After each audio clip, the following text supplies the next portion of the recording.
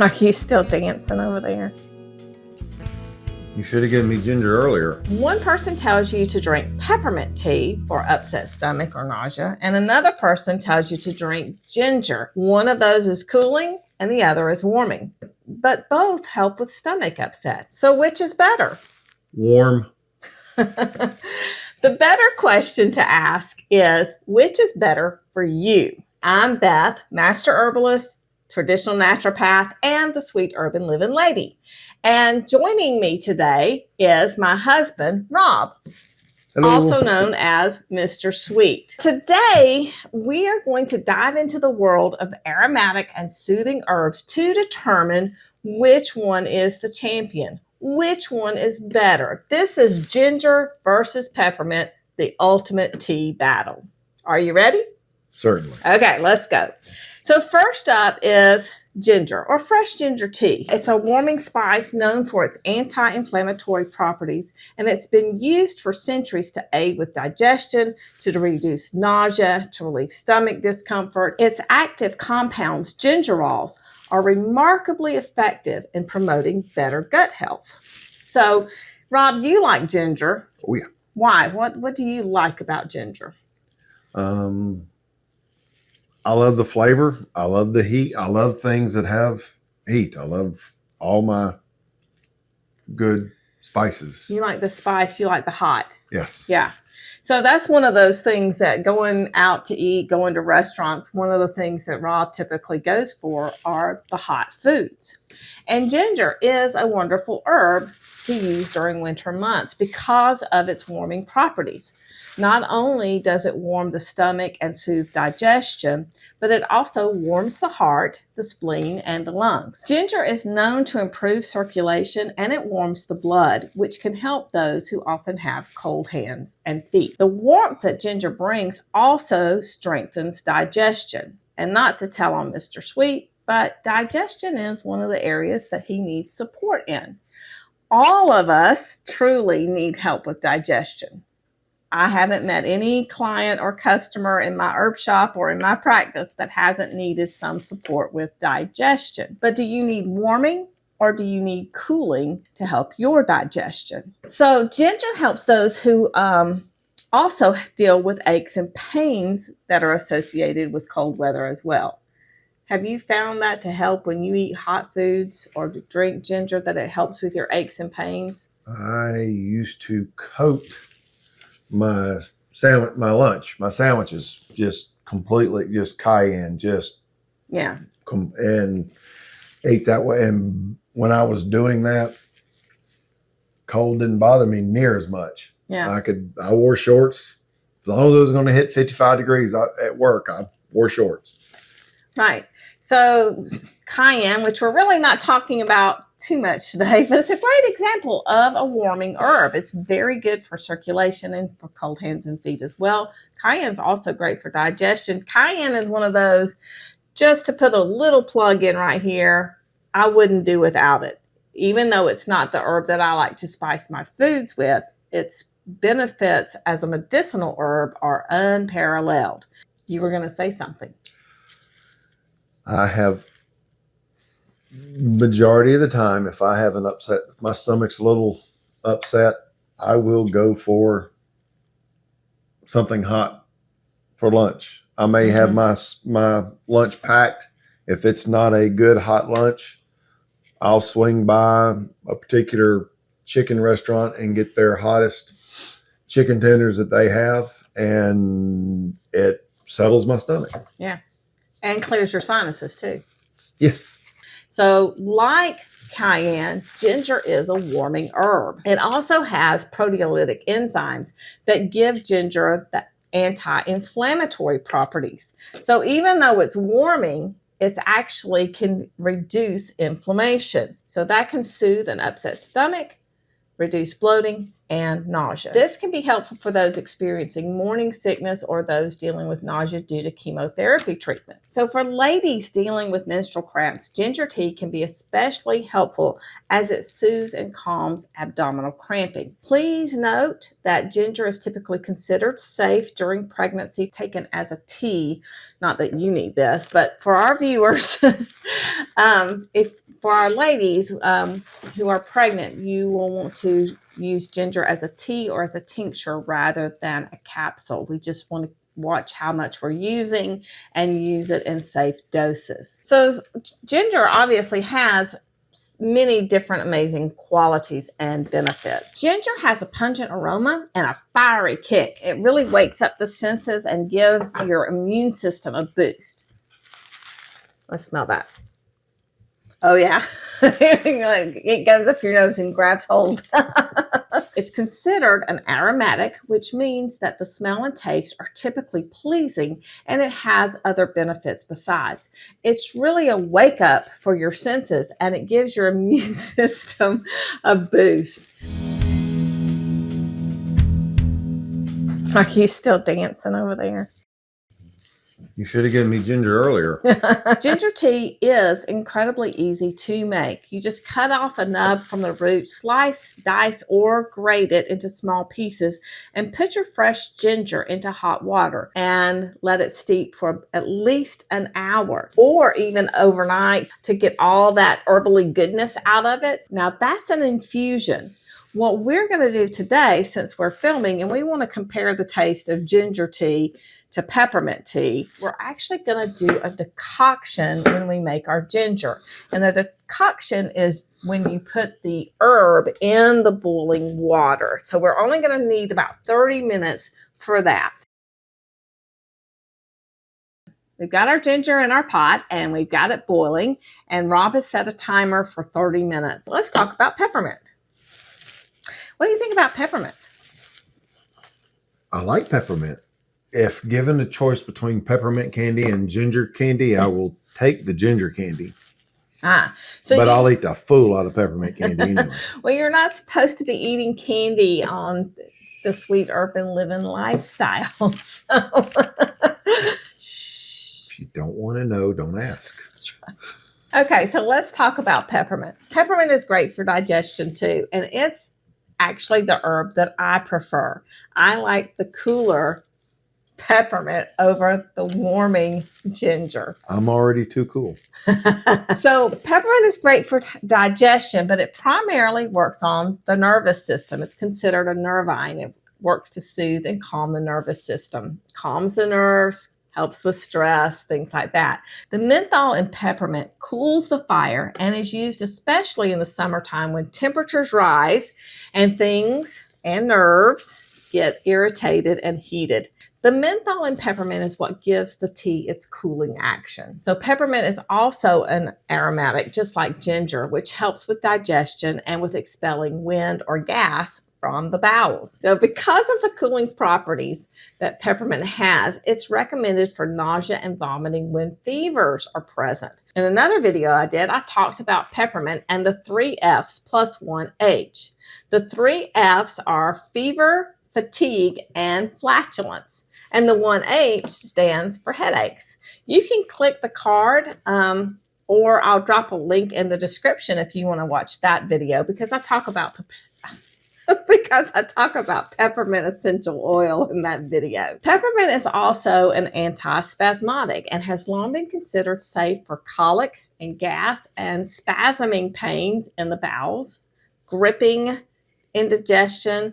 Someone may say, "Ooh, I've got the gripes. It's gripping me. It's clenching." You know, that they're just saying the muscles. They're describing muscle spasms of the colon. It is also good for diarrhea and helps with abdominal pain. Just like ginger, peppermint can help ladies dealing with menstrual cramps. Peppermint can also be used to help with colds and flu-like symptoms, especially, again, when there is a fever.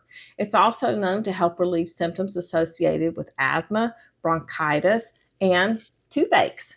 Research into peppermint has shown that it's beneficial for dealing with viruses as it is antiviral and antiseptic. When making peppermint, you'll find that it's much faster to make peppermint tea than it is to make ginger tea. So that's one plus. So let's make some peppermint tea. I have some dried peppermint that I have here that I get in bulk. This is Frontier brand. And I'm going to use a tablespoon of peppermint or thereabouts in some reusable tea bags. And we've got our water boiling. Let's put these in and we'll let them, the peppermint steep for about 7 minutes. All right, so to keep the heat in, I have these neat little umbrellas that go over your teacup. Now, as a safety precaution, I do want to let people know that if they are dealing with inflammation of the stomach or the bowels, that there are some recommendations to be careful with aromatic herbs. We're not generally talking about ginger or peppermint because they are soothing and anti-inflammatory, but some aromatic herbs, especially the really aromatic herbs, can be very irritating to those who have inflammation of the stomach or the bowels. So just remember that ginger and peppermint are typically considered safe, and they don't tend to irritate the digestive system, but you just do need that warning just to be safe. Now, the big question is, which is better, ginger or peppermint? Marianne. One method of choosing is going by taste. And that's one of the things that Mr. Sweet and I have been talking about. He tends to like the hot, spicy. I tend to like the cooling, soothing. So many times we are drawn to the herbs, the herbal remedies that suit us best by the taste, by the smell, by the aromatic properties. And we will choose, some people choose ginger and they're drawn to it. Ginger is not one of my favorites. Peppermint is more my style.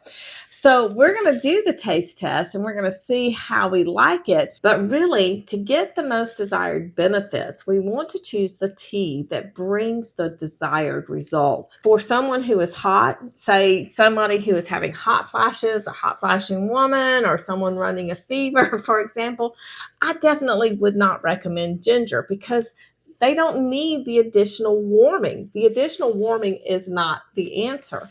But for someone who has cold hands and feet and who is feeling chilled, ginger would be perfect. I wouldn't choose ginger in the summertime when I'm hot either.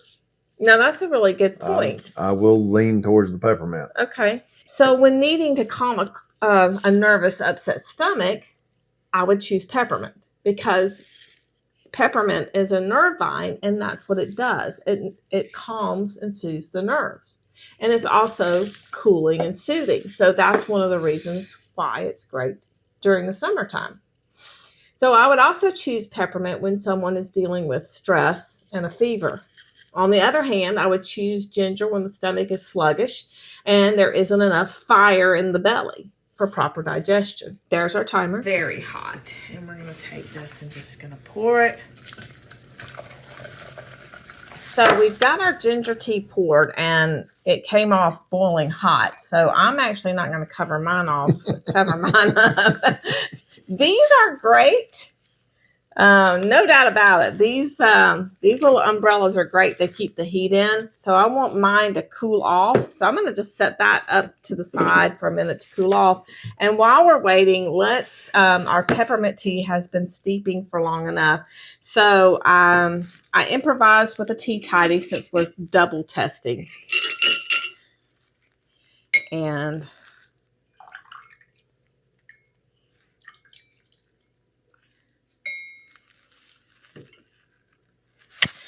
yes, I have done that before too. That's a really great idea.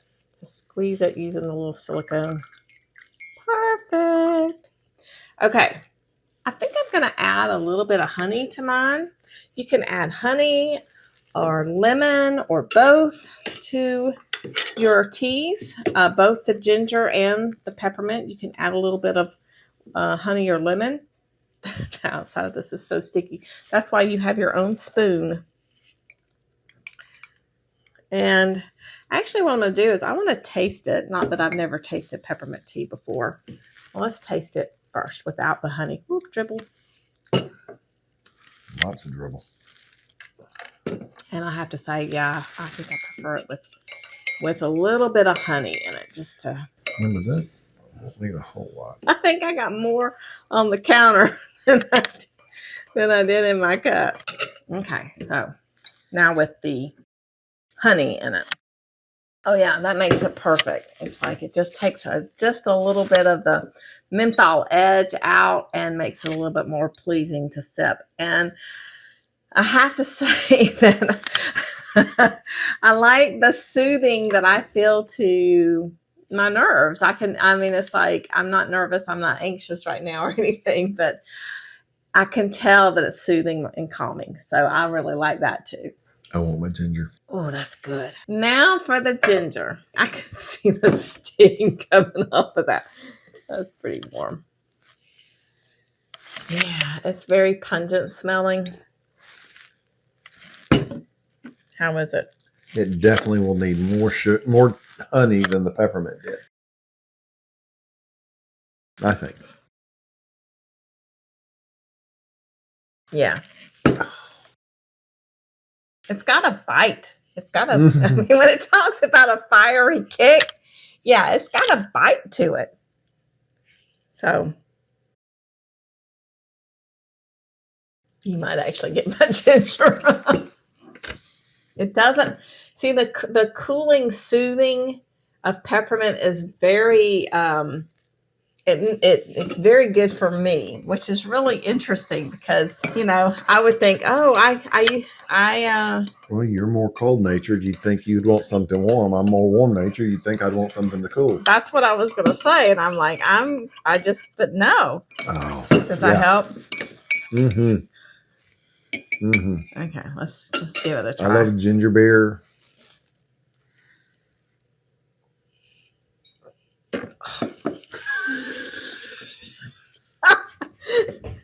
I just don't like ginger. I don't care for ginger that much. It's too grabby. It's grabbing the back of my throat. It's grabbing me and making me tighten up. Whereas the peppermint is calming. It's soothing. It's relaxing. I think I'm going to have some more peppermint. Much better.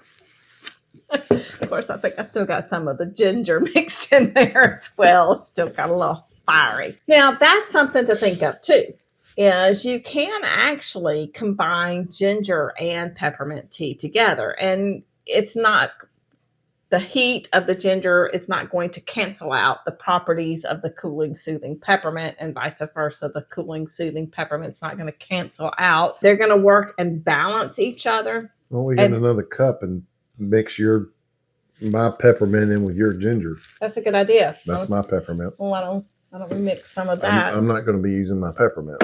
That's what I'm saying. I'm not going to be using my ginger. Impromptu.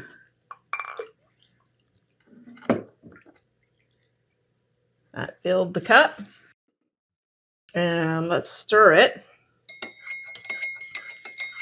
I've never thought of this.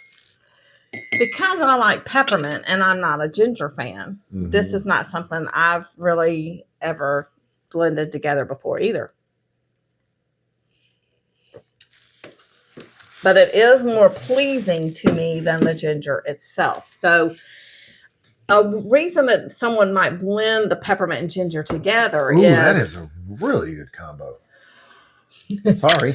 No, I'm glad you said that. Honest reaction. And that's what we want. We want the honest reactions. Is you can actually do a little bit of herbal magic there with putting the different herbs together. And that's what we just done. That's not new. I know someone else has done that before because that is something that we recommend as herbalists. I see. You stole that. I want to take another taste before you finish that off because it is. Putting the two together brings out a beautiful blend. A time that you might want to blend these together is when someone is dealing with both a chill and poor circulation, and you want to get the circulation going. You want to get, because peppermint helps with circulation, ginger helps with circulation. And it just really, they are both activators. I think this has been a success, tasting and comparing. Why don't you give ginger and peppermint a shot as well? Or if you already know which one is your favorite, put a comment in the description below and let us know which you like better. Do you like ginger? Do you like peppermint? Why do you use them? And have you ever blended the two together?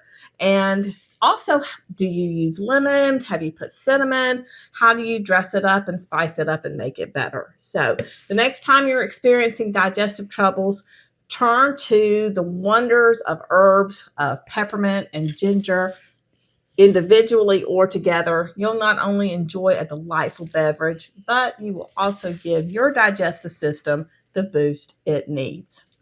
Cheers. Oh, that's good.